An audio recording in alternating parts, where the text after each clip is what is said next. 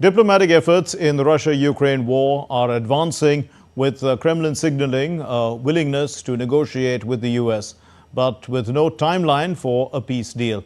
Tensions escalated as Ukrainian forces struck Russia's Kursk region, while Ukraine mourned victims of a Russian attack in Sumy. Here's a report. Diplomacy is gaining ground in the Russia-Ukraine war, with Kremlin saying that there's a political will to strike a deal with the US. Kremlin spokesperson Dmitry Peskov said that contacts with the US had been positive, but that Moscow would not give a possible timeline for a peace settlement.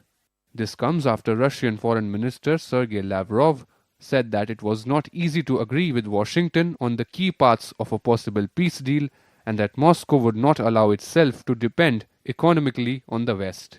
Earlier, US President Donald Trump blamed his Ukrainian counterpart Volodymyr Zelenskyy for the conflict.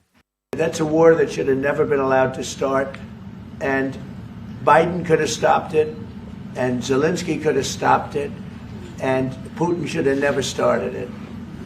Everybody's to blame. Looking to purchase missiles, he's against. Listen, when you start a war, you got to know that you can win the war, right? You don't start a war against somebody that's 20 times your size. Italy rejected Trump's comments, further highlighting the differences between the US and its European allies. On one hand, there is Trump's willingness to reach a truce and peace, but on the other hand, there is a clear manifestation by Russia of wanting to continue with the attacks, as it has been for the last 3 years. Meanwhile, Ukrainian forces hit Russia's Kursk region with dozens of drones, killing 1 person and injuring 9 people. Russia said that it downed 109 Ukrainian drones over Kursk. The strike came as Ukrainians laid to rest victims of a Russian attack on Sumy, which claimed at least 35 lives. Bureau Report, TD India.